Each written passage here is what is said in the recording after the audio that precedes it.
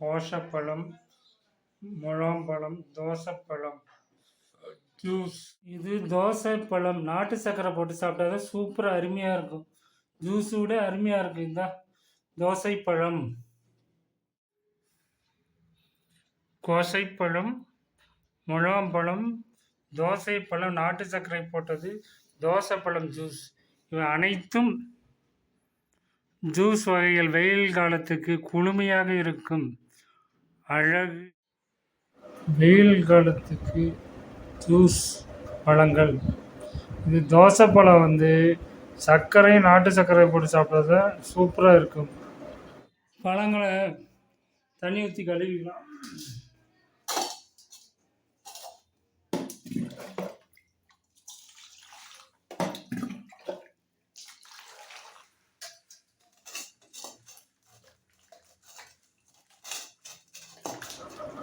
முலாம்பழம் வெயில் காலத்துக்கு உகந்த பழம்.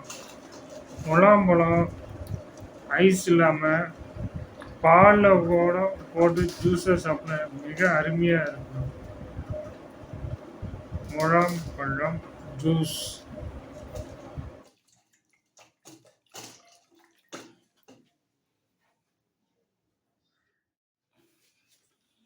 தோசைப்பழம் தண்ணி ஊற்றி கழுவிக்கலாம்.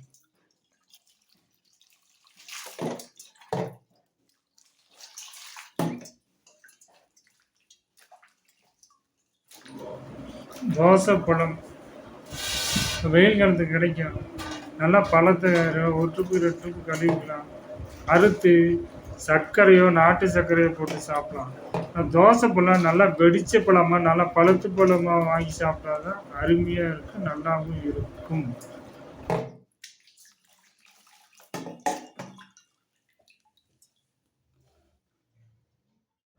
முலாம்பழம் அறுத்துக்கலாம்.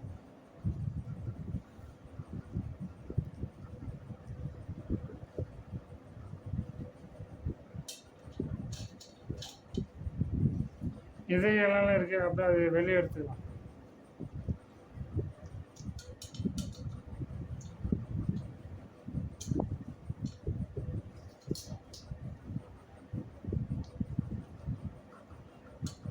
சீட்ஸ் விதை.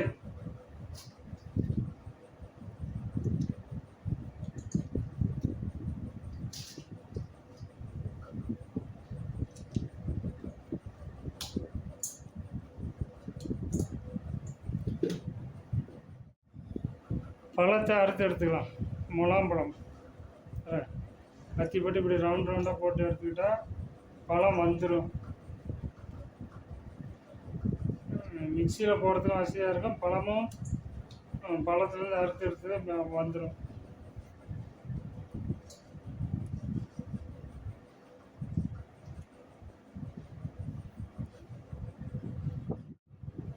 அப்படியே பால் ஊற்றிக்கலாம்.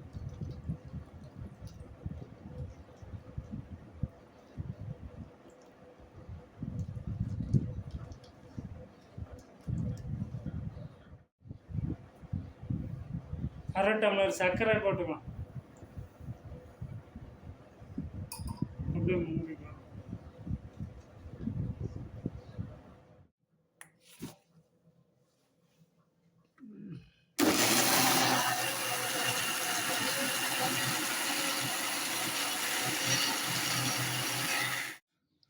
திறந்து பார்க்கலாம்.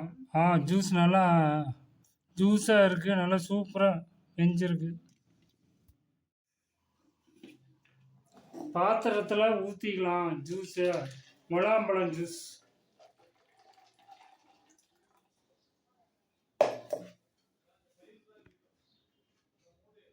பழம் ஜூஸ் ஊற்றிக்கலாம்.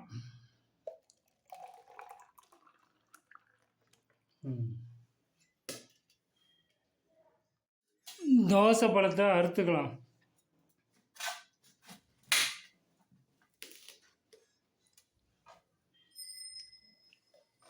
அப்படியே பொழந்துக்கலாம்.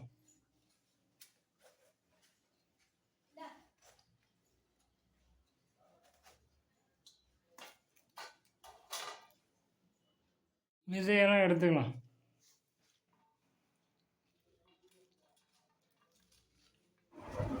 தோசைப்பழம் கிராமப்புறத்துல முன்ன முன்ன ஒரு 10, 15 வருஷத்துக்கு முன்னாடிலாம் நல்லா வெடிச்ச பழமாக வாங்கி சர்க்கரையும் நாட்டு சர்க்கரையும் போட்டு சாப்பிட்டது.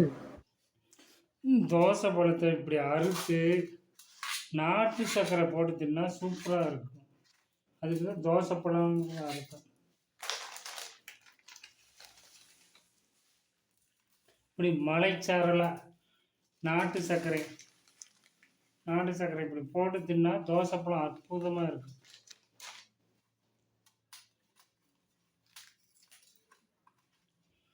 சூப்பர்.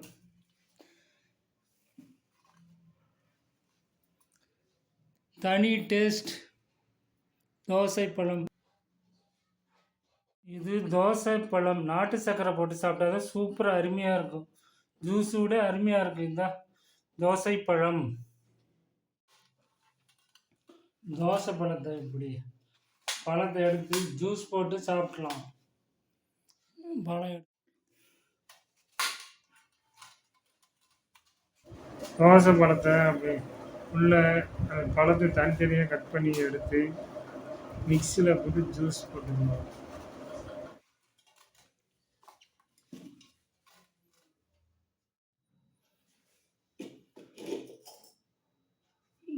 தோசை பழத்தில் நாட்டு சர்க்கரை போட்டுக்கிட்டு மிக்சியில் மூடிக்கலாம், அப்படியே அரைச்சிக்கலாம் ஜூஸ்.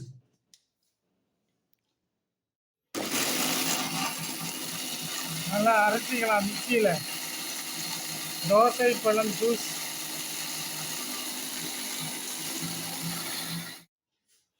அப்படியே திறந்து பார்த்துக்கலாம். ஜூஸ் சூப்பராக வந்திருக்கு. நாட்டு சர்க்கரை போட்டு தோசை பழத்தில் சூப்பர் ஜூஸ். நாட்டு சர்க்கரை இது தோசை பழம் ஜூஸ்.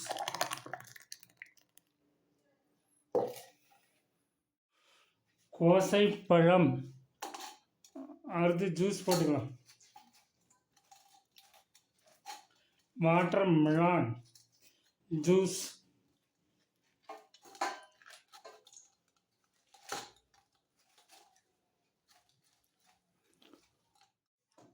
அப்படி வாட்டர் மெலானு கோசை பழம் தண்ணி பழம் யாருக்கு அப்படி எடுத்துக்க வேண்டியதான்.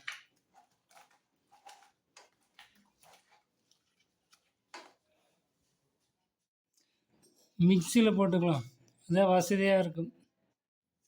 கோசை பழம் சர்க்கரை போட்டுக்கலாம். கோசை பழம் ஜூஸ் 1/2 டம்ளர் மூடிக்கலாம். கோசை பழத்தை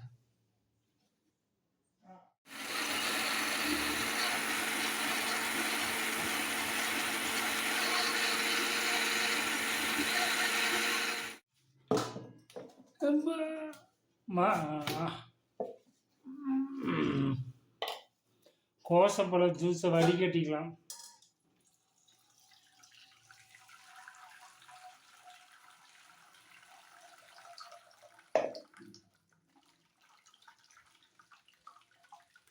வடிக்கதான் பாரு, விதைங்க எல்லாம் இருக்குது.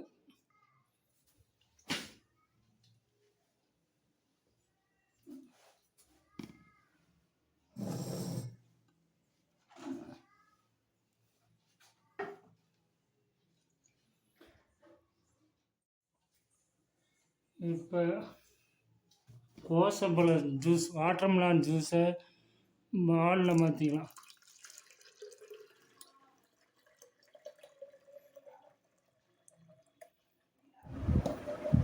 சேனலை சப்ஸ்கிரைப் பண்ணிக்கோங்க, பெல் ஐக்கானை கிளிக் பண்ணுங்க. அழகு பிடிச்சிருந்த லைக் பண்ணுங்க. கோசைப்பழம், முழாம்பழம், தோசைப்பழம், நாட்டு சர்க்கரை போட்டது, தோசைப்பழம் ஜூஸ், இவை அனைத்தும் ஜூஸ் வகைகள் வெயில் காலத்துக்கு குளுமையாக இருக்கும். அழகு